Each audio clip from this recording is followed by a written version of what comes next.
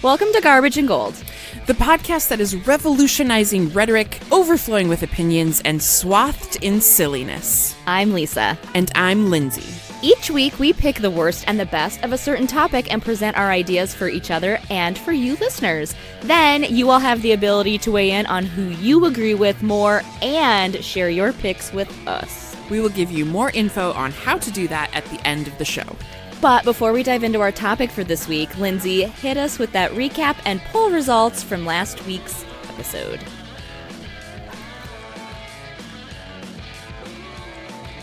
In the voting for our childhood family board games, I think we struggled to figure out what we're calling it. Yeah. So we did. Thanks for sticking with us, everybody. Yeah. Whatever you call it. In the garbage showdown between my garbage choice of Twister and your garbage choice of Monopoly, Lisa, guaranteed farts and creepy uncles win every time. Dang it! Man. Don't. Well, I mean, they don't really win. Everybody loses with farts and creepy uncles, but okay, fair. Everyone loses. That is true. There's no winners with guaranteed farts and creepy uncles. And then in the showdown between my gold of life and your gold of clue, Clue does win. Oh. Clue does win. Yeah. Got you. Okay. Yeah. That was I understand. The votes, were they close? They felt like they were close-ish. No. I thought they were close too. And then I started tallying and I was like, oh no. Like neither won. Okay, so you won by a lot and I won by a lot. Yeah. For our categories. Interesting. Yeah. Cool. Maybe it felt close because people were voting for Yeah. I think there weren't straight party votes this time. No, very little. Yeah. They were. So maybe that's thanks why for it voting felt with closer. your hearts. Yeah, totally. Yeah. Totally. Yeah. So, Lisa, do you have some favorite listener comments that you would like to share? I do. This one is from the All Bros on Twitter, and they said, this one took me a while to decide on, so because human contact, # Lindsey Garbage, because Twister is fun, but then I realized there were games that didn't require me to touch people. So, I mean, for me personally, same. And then they also voted for me for Lisa Gold because they like Life, but the mystery of Clue is just a bit more fun. So I appreciate that too. Because Life is a good game. I'm with you. But Right. Yeah. Okay. And then how about you? What you got? So Jamie Blissmer on Instagram had an honorable mention for Checkers for gold, which I thought was a solid choice. And then I just have a disclaimer. So I said in the episode that everyone has that creepy uncle. And I just want to go on record that I do not. And if my uncles are listening, and I have a lot of them, they are not creepy. But they also don't ask me to play Twister with them. So, Correct. as a sign of how not creepy they are. But I think I meant more in general, you have creepy extended family members. Right. Or maybe adults, everyone... creepy people in your life. Yeah. Or maybe I'm just super fortunate because my uncles are not creepy. I want to go on record. So good. Sorry, guys. The other thing I have to share this week, it's not a listener comment, but it is something that's been going on, is if you've been following us on Twitter, you maybe have seen that I have got us involved in a pizza roll eating contest with Alan from Not for Human Consumption and Grant from Thought Cops. Yes, us. You got us into it. You got us into it. And so when did Lindsey get clued in that it was happening? Way late in the game, friends. Way late. It started off as this will be funny. And then I was like, oh, it's happening. This is happening. It's happening. Things are happening. And I can't back down. I'm not going to back down, obviously. No. So, stay tuned for that. That'll be a thing that's happening in our life. Right. So here's my question, Lisa. Am I eating also because I'm dairy-free? No, you are not eating also. It's one per podcast. Okay, all right. So it's just Alan and just Grant and just me. Okay. Yeah. Right. Okay. Yeah. Yep, that's happening. Yeah. Yes, that'll be fun for everybody to watch me get the pizza roll sweats. I'll be there. I'll mop your brow. Yo, what a good teammate. Thank you. I know. I'll cheer you on. I'll mop your brow. All right. So now on to the show.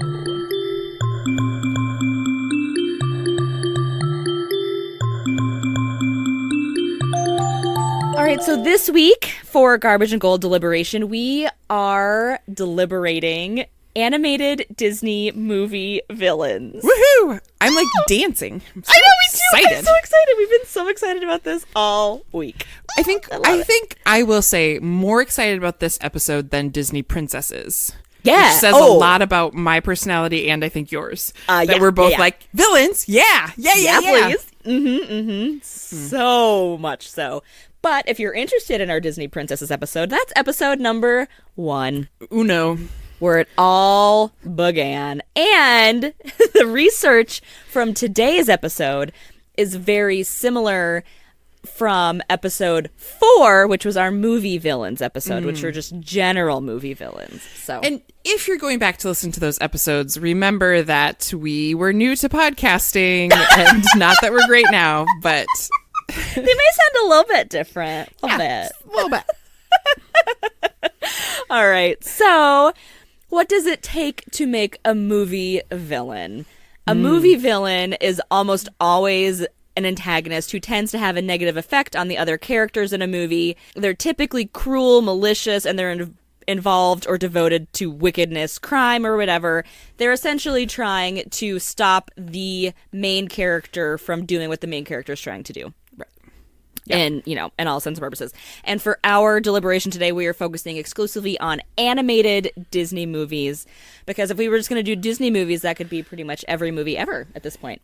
So. They're buying it all.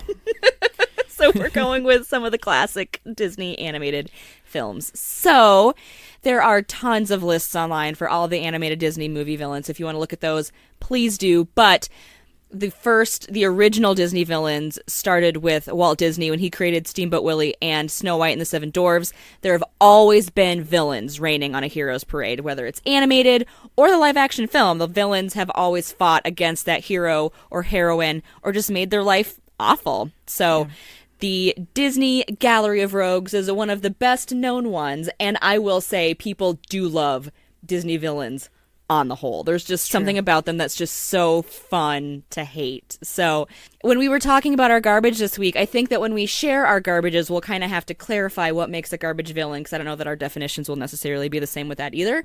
But since you go first with garbage, I will invite you to describe your garbage villain and why they are a garbage villain. So my garbage for our Disney animated film garbage villain is Prince John from Robin Hood. Prince John from Robin Hood. So Robin Hood is one of my favorites. I love it so a lot. Good. It's so good. And for a while it was like the only Disney movie really that was on Netflix. And I was like, "Ooh, I love this movie." That's all I need. It was released in 1973, and it is the classic Robin Hood story with the classic villain that is always in the Robin Hood story, which is the Sheriff of Nottingham, who is under the control of Prince John. So, Prince John in this Robin Hood movie is a lion, and he is voiced by Sir Peter Ustinov. If you are a movie buff, you will know Sir Peter Ustinov. I don't know why you'd know him. But he's knighted, so he's got to be something. And so Prince John fights against Robin Hood. He is based on the real Prince John, who tried to usurp the throne when his brother Richard was off on the Crusades and was not successful. And then Richard died without an heir, and then Prince John did become the ruler. And so a lot of this character is based in what they believe Prince John was actually like. Right. So, Yeah. So Prince John, the real Prince John, was very spoiled, not necessarily known for his intelligence, not a great leader. And so that does carry over into this characterization of Prince John. He behaves like a narcissistic child throughout the whole movie. Like there's even moments where he's like throwing a fit because he's losing to Robin Hood. Yes, like very childlike. Mm-hmm. Yes. So a few reasons why I just think that he is garbage is that he does act like a child. Yeah. a lot. Yeah. Like a lot.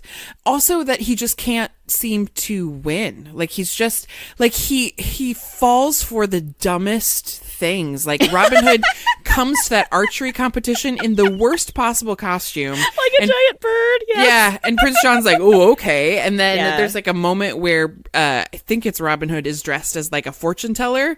Yeah. Yep. Prince John doesn't pick up on that either. I'm like, come on. Like Yes. he's just bumbling his whole way through. He's got this sidekick named Sir Hiss, which that's not even a creative name for a snake sidekick, Sir Hiss, who is like the brains of the operation, but yet Prince John doesn't really listen to him and like attacks him at one point in the movie.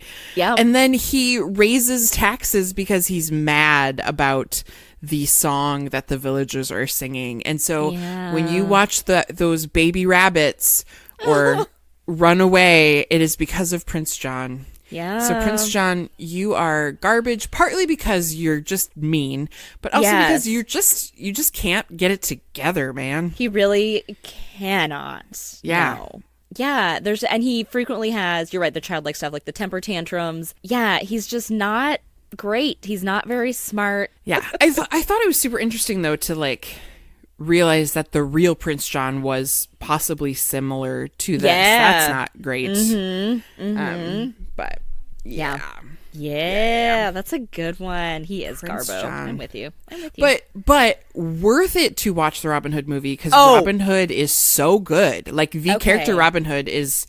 Oh, I know he's a fox, but he is. Okay, he's a 10 in my book. Exactly. I was going to say he was a first animated crush for me. Also, I mean, Aladdin is still number one, but like, yes, there is something about Robin Hood as the fox that I'm like, he is really attractive, and I'm confused by this. I'm confused by my feelings about this.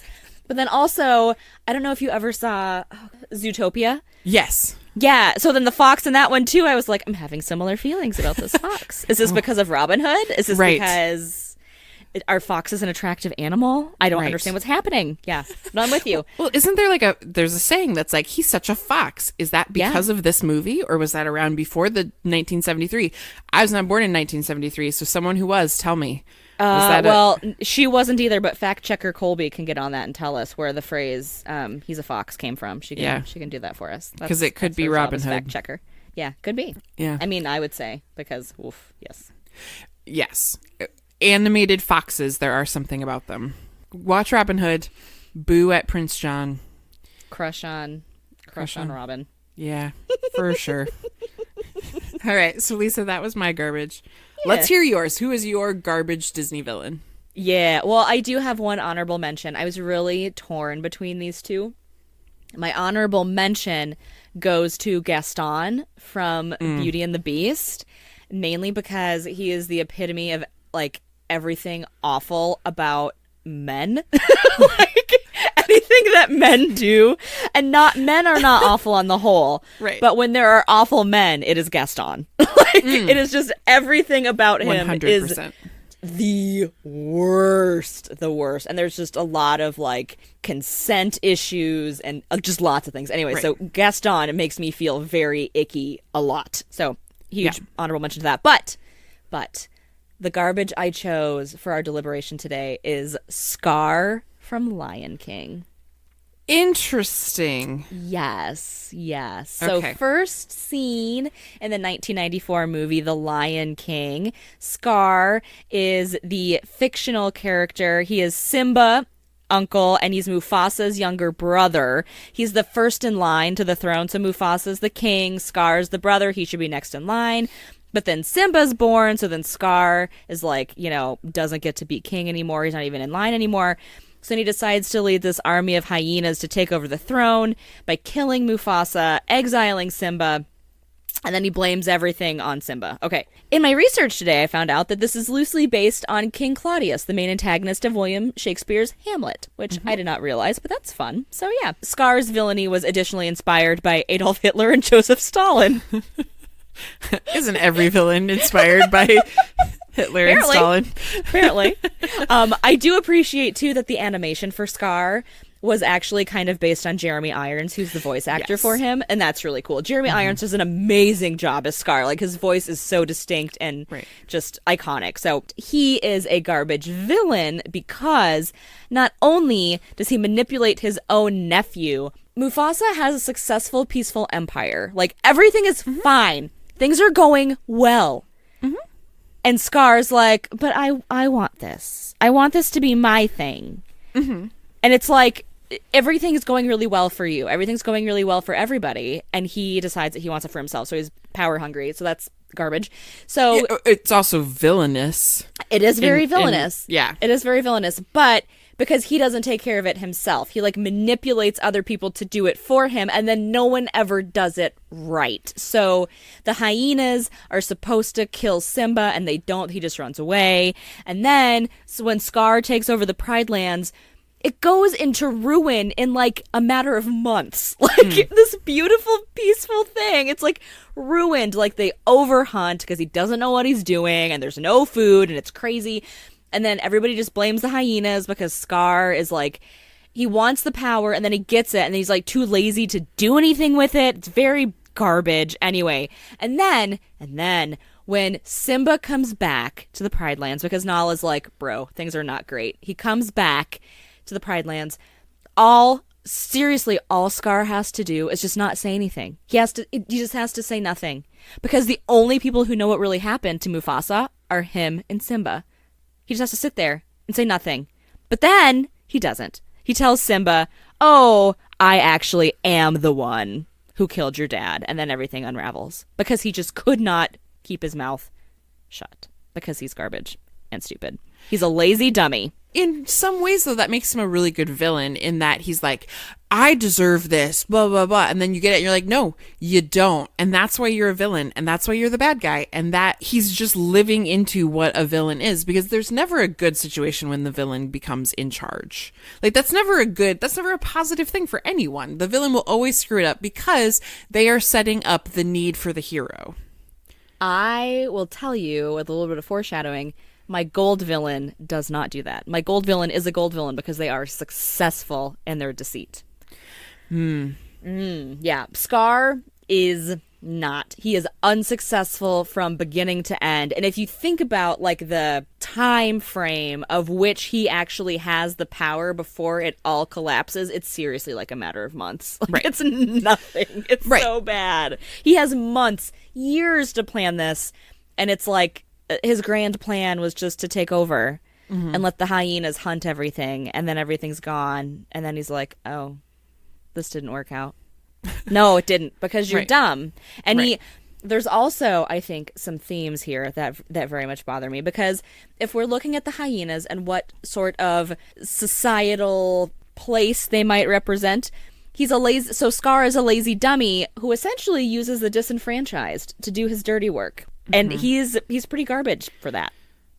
So you're basing your garbage and your gold, it sounds like, not necessarily on being bad at being a villain, but you don't appreciate the way that Scar is going about being a villain. Correct. And you like the way your gold villain is going about it. Correct. Okay. See, like I'm coming at it from he's real bad at his job kind of a thing. Got you. Yeah. Okay. That is a good clarification. Yep. Yes. Because I think everything that you've said about Scar just helps set up the hero narrative for Simba so much more. And like, there's nothing eviler than when the bad guy is like, yeah, totally did all of that, and like owns up to it and crows about it. I think there's something really dramatic in that. Sure. But you can have your opinion on Scar. I do. Like, Jeremy Irons' voice alone is enough to like creep me out and be like, he's a great villain. I'll never say anything mean about him because I don't want Jeremy Irons to ever call me. Please don't call me Jeremy Irons. So creepy. Yeah, I chose Scar as my garbage villain because he is a lazy dummy who uses the disenfranchised to do his dirty work, and he's garbage because he's not successful in his ventures at all. All right, so we have our garbage villains. Lindsey, who is a golden Disney villain, and why are they a golden Disney villain. Okay, I'm so excited for this golden villain. My gold villain is Maleficent from Sleeping Beauty. Yay! Sleeping Beauty was released in 1959. It was the last princess movie from Disney until the 90s. So until Little Mermaid, this was the last one. And there's some discussion that Walt Disney was like, this is it. This is our masterpiece kind of thing. So it's a beautiful movie. It's done, like all of the backgrounds are actually like hand painted by a painter and it's very stylized. It's just a beautiful, beautiful movie. One of the greatest parts about the movie is, of course, the villain. Yes. So Maleficent is a sorceress who actually is upset because she does not get invited to the king and queen's christening of their daughter, Princess Aurora. She gets real mad about that. I think she was probably already bad. Like she was like the reason she's not invited is because she lives like on the Forbidden Mountain and she's bad news and her face is green. So like we know she's a bad dude, but she doesn't get invited. So she shows up at the christening and actually curses Princess Aurora, saying that on her 16th birthday she will die. She will prick her finger on a spinning wheel and die. The kingdom actually destroys all the spinning wheels. These three fairies actually take Aurora out into the woods to like protect her from the curse. And so then there's a lovely battle at the end because Aurora does come back just in time for her 16th birthday and is led up like kind of in a trance by Maleficent, pricks her finger on a spinning wheel, and goes to sleep because one of the fairies has changed the spell. She can't get rid of the spell. Right. She can't get rid of the curse, but she can change the curse. And so Princess Aurora goes to sleep, and the only way she can be awoken is by true love's kiss. So, Maleficent. Here is why Maleficent is gold. Oh, I'm very, like, serious about this. I know. I have I love so much note. I have so much notes. I have much notes. I have much notes about Maleficent. All right. Yes.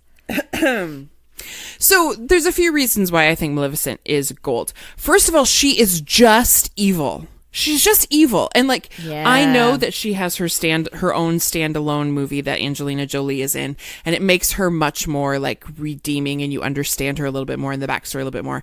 I am rejecting that reality because the Maleficent that you see in Sleeping Beauty is just hardcore bad.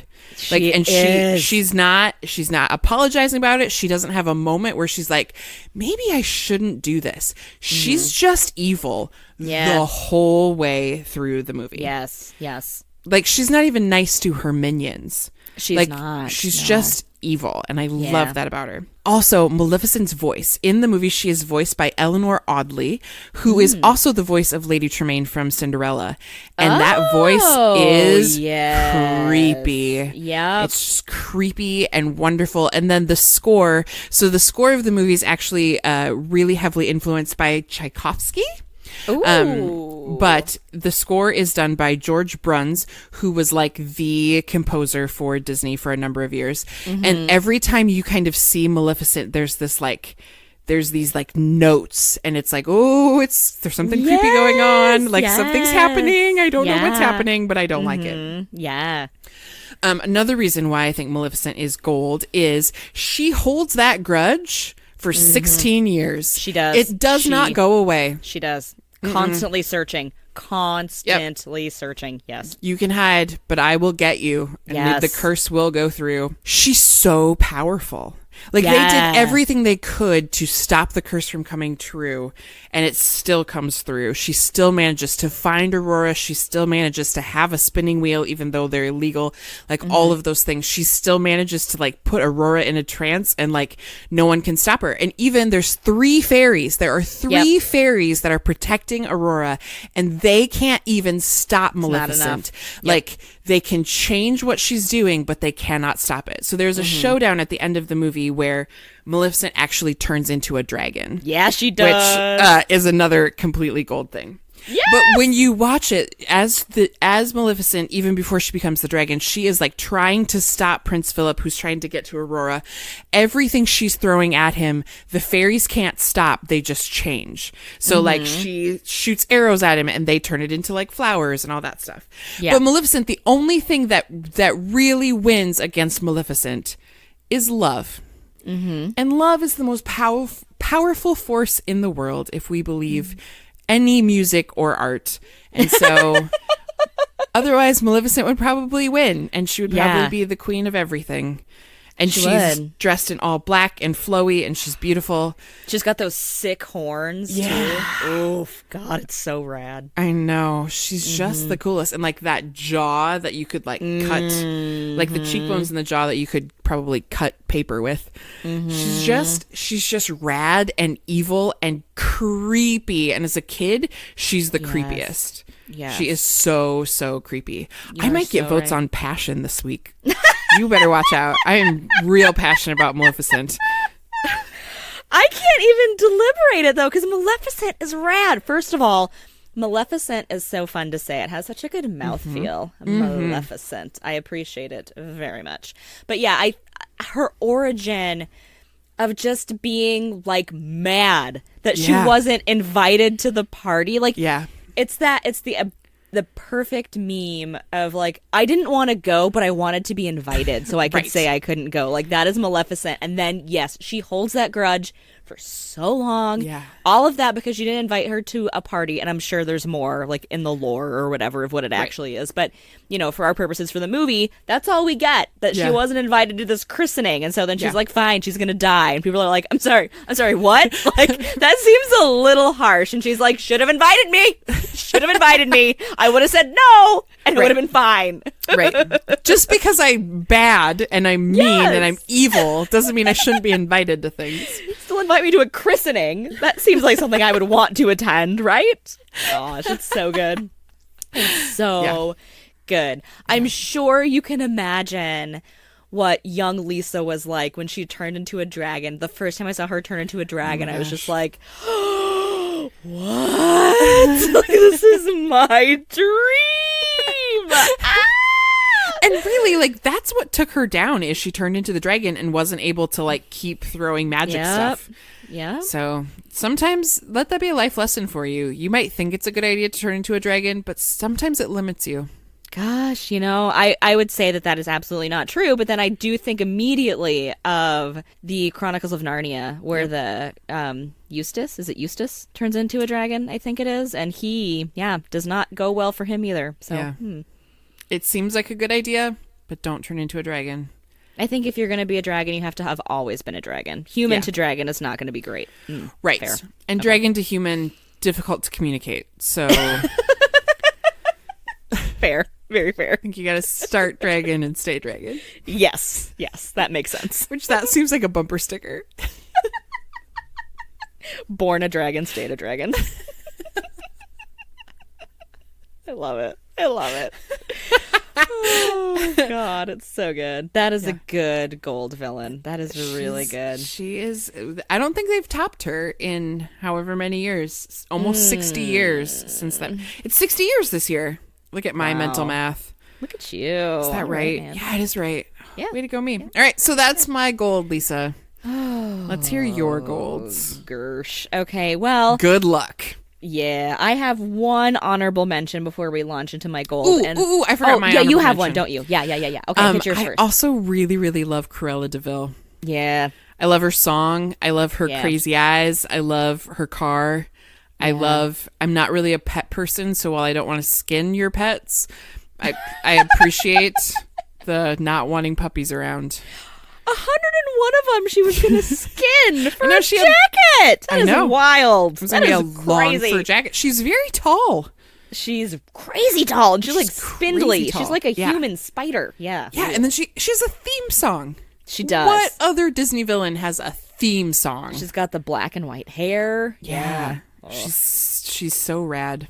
She's love super Cruella rad. de Vil. Okay. Yes. So sorry. Your honorable mentions and your gold. Let's go. Yeah. My honorable mention is Ursula from The Little Mermaid, who I think has the best Disney villain song of Poor Unfortunate Souls. It's just so good. And just the design, she has those two eels. It's just, oh God, I love Ursula so much. She's just fantastic. I love everything that Ursula is. But if I'm looking through the Disney history or through the Disney catalog to find a gold villain that meets the villain standards that I have set, I will have to go with the main antagonist of the Disney Pixar film from 2017, Coco, of Ernesto de la Cruz. Okay, this is not great. I haven't seen it. So Coco is so good. Okay. It's beautiful. Okay, so I'll tell you a little bit more about Coco. Okay, please tell me about Coco and why this is a gold villain. All right. So Ernesto de la Cruz is a famous singer and musician, and he was a source of Mexican pride. And so in the movie, it focuses on Miguel, who is supposed to be Ernesto de la Cruz's great-great-grandson. So Ernesto de la Cruz dies, and then he goes to the land of the dead, and he's trapped there. And Miguel goes on a quest to find Ernesto. And however, once Miguel gets to the land of the dead, he discovers a very different heritage than what he expected for Ernesto de la Cruz. So Ernesto de la Cruz and his singer-songwriter friend Hector are the two kind of main guys other than Miguel in Coco. And so the whole plot behind Coco is that Miguel goes to the land of the dead and he is trying to get back. But in order to get back, he needs to have his family's blessing. And his family won't give him their blessing unless he promises not to be a musician. And the only person who will give him that blessing would be Ernesto de la Cruz, his great-great-grandfather. But he's like crazy famous, even in the land of the dead. So they spend the whole movie trying to get to him, to get them to give him his blessing and whatever. Okay. Ultimately, I don't know. I guess spoiler alerts if you haven't seen Coco, Lindsay. I don't know what to tell you. It came out in 2017. Like, it's been 2 years. If I'm honest, I'm not going to see it. So feel free. Spoil the away. The music alone is so worth it. But anyway, okay. So what you find out is that Ernesto is performing the song like in the afterlife still. He has a Day of the Dead party every year, and he has this big concert, and Miguel goes to find him and get his blessing, and he does all that, and then you come to find out that Ernesto de la Cruz is not actually Miguel's great-great-grandfather. And the reason that is because he's been impersonating this whole time as the singer-songwriter behind the famous song that has given him all this fame and prestige. So he was famous in life for a song. He got jealous of the guy who wrote it, so he gave him poisoned, I think tequila or whatever, a poisoned drink, let's say. That guy dies, and that is Miguel's grandpa, who is in the afterlife with him. Okay, so Ernesto de la Cruz wants to be famous so bad in life that he kills his best friend so he doesn't say anything. He continues the lie in the afterlife for like 60 more years. Like, he just keeps riding it out. This is like the longest con in the history of anything ever. Like, he doesn't stop lying about it. And everybody thinks he's like this great, wonderful guy who wrote this great, wonderful song. And he's not. And he's like a Mexican hero. And he's not. So he just continues this on forever. So what makes him a gold villain, in addition to pulling the longest con of all time, like even into death, he just keeps spinning the lie and assuming that no one will ever find out. He attempts to let who he assumes at the time is his own great-great-grandson die to perpetuate this lie. He is so committed to his villainy and this prestige that is founded on lies that he's willing to let a family member die for it, for fame in the afterlife. So this is another reason why he's a gold villain, because he would have been successful in that had it not been for Miguel and Hector figuring out who he was and all the connections and everything, because he stuck to his guns the whole time. And even when he was found out, unlike Scar, who was like, P.S. I totally did this, you guys, he doesn't. He never confesses. Ever. He sticks to the lie the whole time. So he's a gold villain because of his commitment to all the things the whole time through. It's a super cool twist in the movie that you don't really see coming. And then even when he's found out, he's like, nah, this is fine. Like, he has no remorse at all. It's super great. Okay, I have 2 questions. Yes. First question. Does Ernesto de la Cruz have his own standalone movie because he's that great of a villain? No. Not yet. Second question. In the afterlife, isn't every day the Day of the Dead? Boom! I've been thinking about that for 3 minutes. Pen drop. There it is. I hope that you made a note to be like, I did! I totally did, because you brought up more points, and I was like, I gotta write this down because I'm gonna forget it. I did. I wrote it down. It's right here on that sheet of paper. I love it. Sure enough. There it is. Show enough. Interesting. I feel like Coco though is just not. It's just not a classic. I think the people who have seen it love it, but I don't remember it being this huge smash hit. Oh my gosh. It won Best Animated Feature. It did? Yeah. But yeah, Ernesto de la Cruz is gold villain for sure. Yet, this is the first time I'm hearing about him, whereas Maleficent I've been hearing about forever. Well, good luck deliberating this, folks. Good luck. I thought you were going to pick Ursula, and I thought I was dead in the water. I feel good now. I feel good about Ernesto de la Cruz. I know he's a deep cut, but man, if you have seen Coco, you know what a monster he is. You do. He just fits in with the rest of us. You cannot tell what a monster he is. Unlike Maleficent, unlike Scar. Yeah, because she's a monster and is not afraid to be a monster. But that's even more terrifying, is when they're just like us. I don't agree. Here's the deal. I feel real confident. This is the most confident I have felt. You sure can. In a long time. Sure can. All right, so... And if I lose, I won't even be mad because I know that I've won in my heart.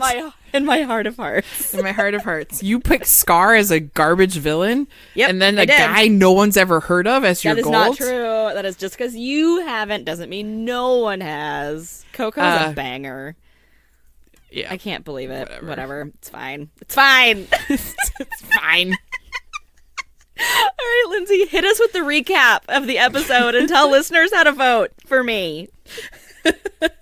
So, if you have enjoyed our choices of the garbage villains, Prince John, which is mine, or Lisa's garbage villain of Scar, who I think is kind of golden, you can vote for those options using the hashtags Lindsey Garbage or Lisa Garbage on our social medias, and you can vote for our gold options. And by our gold options, I mean my gold option of Maleficent. Yeah. As opposed to Ernesto de la Cruz. First of all, Ernesto, not Ornesto. Ernesto de la Cruz. It sounds like you're saying Ornesto. Notice how I'm not having any issues with Maleficent. You can vote for Ernesto de la Cruz using hashtag Lisa Gold. Or you can do what your heart says, which is to vote for Maleficent with hashtag Lindsey Gold on our Instagram and Twitter accounts at GarbageGoldPod. Please do that, because we like to hear what you guys think, and we like chatting with you about your choices and other Disney villains that we maybe have missed or ones that you disagree with, whatever. Tell us about it. Get up in our feeds and tell us your feels. We will share the poll results, though I can probably just figure it out right now, and our favorite listener comments on our next episode. I so hope I sweep you. Oh my God, could you imagine? Okay. Could you imagine? People, good listeners. I mean, I want everybody to vote for them, for how they want. You need to vote for how you want. Yes. Do not do it just to be funny. Because... but, seriously, come on now. Always vote your conscience. Always do always not vote just because, you know, just vote because you know I'm right. That's what you vote from. Don't vote because you think it'd be funny because I'm so confident. I'm not confident. I would just like you to Trying to take it back. Trying to don't dial it back just a little. Sometimes being salty is so fun on the podcast. And then I have to remember that like people might think I'm like serious. I'm not always salty. It's just not always super salty. No. Not always super salty, Not but always. just a lot of the time. If you haven't done so already, if you could head on over to iTunes or wherever it is you listen to us every week and give us a rate, review, and subscribe, we would really, really appreciate that. And tell your friends about us because nothing is better than a friendly recommendation of a podcast. Yeah, and then join us next week. Yes. When we deliberate the garbage and gold of, just in time for summer, Yes. camping. Are you a big camper, Lisa? Nope. Me neither. Nope. I like indoors, air conditioning, and plumbing. Yep. Camping. It's going to be hard to find a gold about camping, honestly, but I will try. I will really, really try. Yeah. I am not an outdoors person. I even have a sweatshirt that says indoorsy on it, which is very much who I am as a human.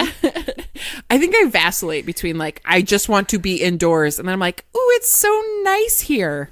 Yeah. I would rather watch every movie in Jeremy Renner's filmography than go camping like that. Wow. Mm-hmm.